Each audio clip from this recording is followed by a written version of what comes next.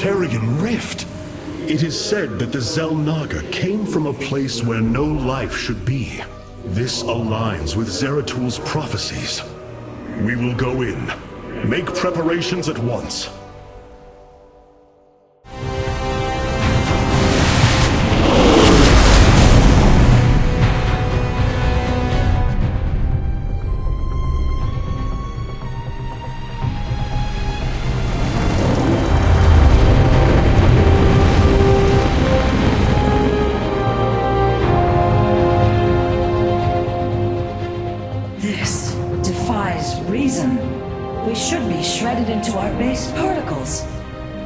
Here we stand, between universes. Zeratul was right. It is Allah. Think of it, Matriarch. The cradle of all life, hidden all these years. Yes, but why?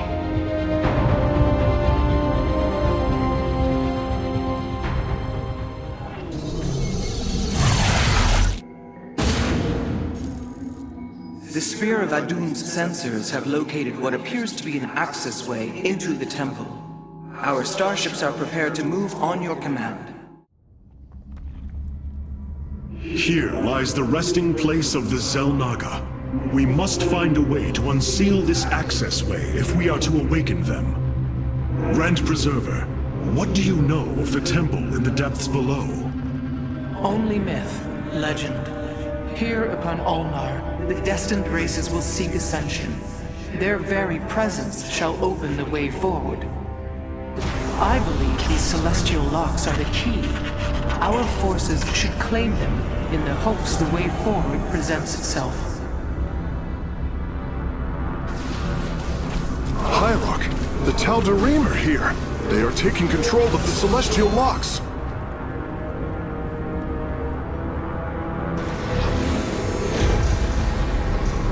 Voices' demands are clear.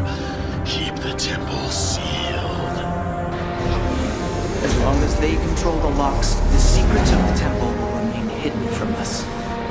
Warriors, engage the enemy and reclaim the locks. Amon will not have his victory so easily. Our stargates can now warp in Fenixes. They are extremely mobile and effective at engaging our enemy across long distances.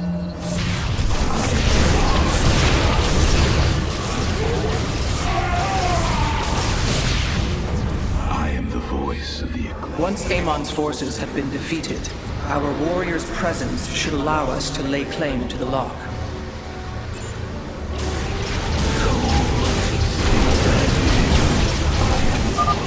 Hyrok, the Tal'darim have deployed a titanic warp prism. If its core is similar to our own, the reactor is made of pure solarite. If possible, we should destroy it and claim the reactor to enhance our solar core. The lock is now ours. These energy patterns indicate once we control the other four, the temple will open.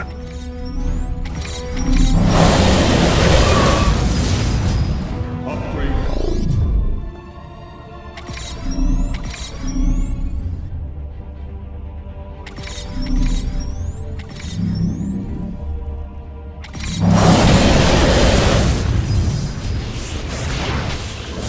I will comply. Upgrade complete. Upgrade complete.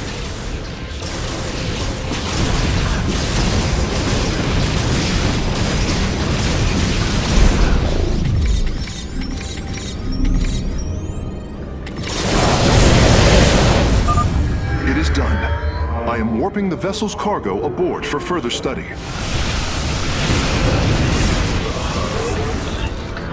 Warriors, pull back from the enemy base. We must focus on the celestial locks. We meet the enemy in battle.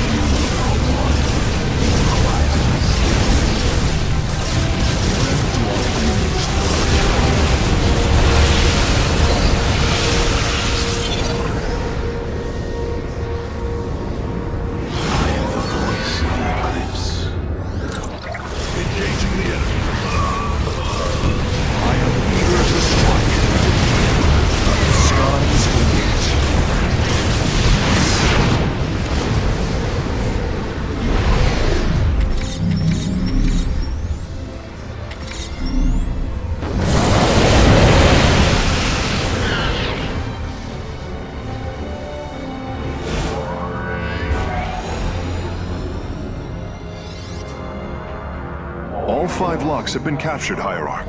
The access way is opening.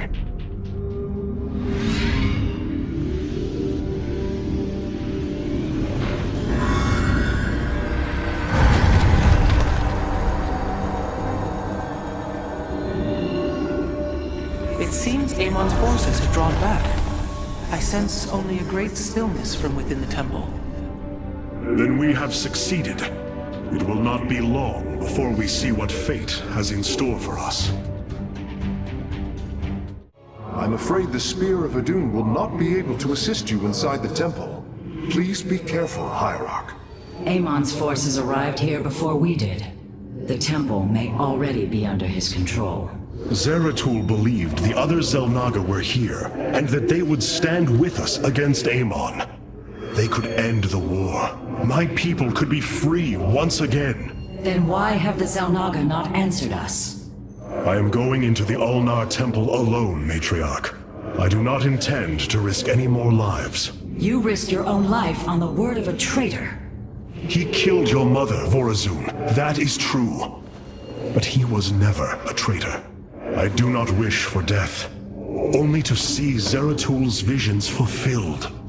You will return. That much, I believe. My warriors cannot aid me in the battle ahead. This burden is mine to bear. So many myths and legends speculate on the birthplace of the Xel'naga. Though, of course, they are all wrong. To find the Xel'naga, dare we dream of it? Even I cannot predict how this mystery will unfold. Since we arrived here, the Keystone has reacted strangely. It's as if it is attuned to the energies below.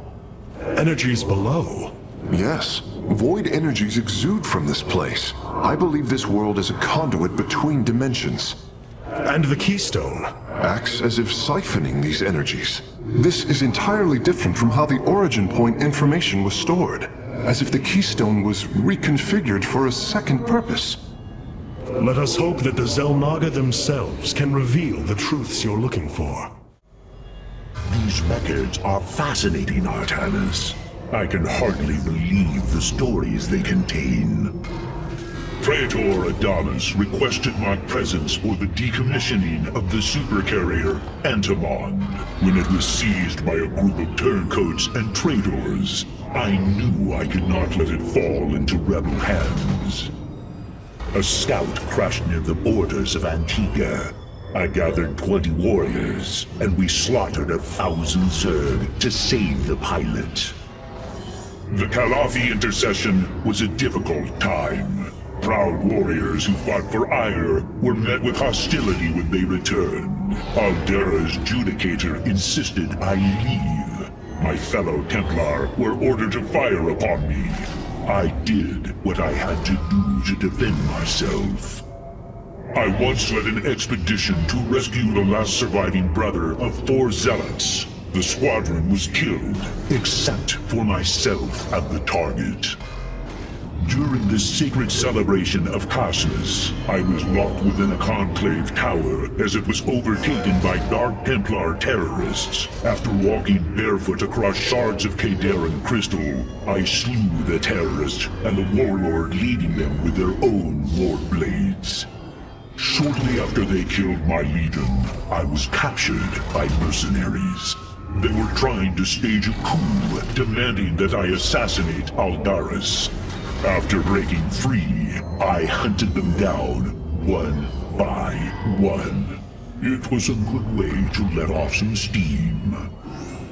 A disgraced executor and his legion seized control of a facility known as the Rock. Thankfully, I subdued them before it was purified.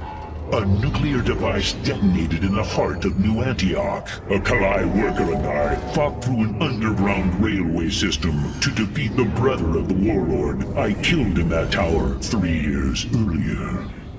While attempting to negotiate the release of hostages on a border world, I encountered an unknown alien species.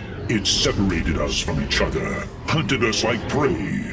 Despite my lack of weaponry, I defeated it in martial combat and survived its explosive suicide.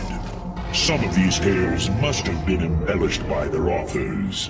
It is difficult to believe one zealot could achieve so much. So many stories, Artanis, each more unbelievable than the last. Phase Smith, when you have a moment, the solar output is ready for your review. Thank you, Phoenix. Adun Toridas, Hierarch. Vorazun, I know not what I shall find below, but I know I must go alone. You are in command of the Spear of Adun now. Until you return, Artanis.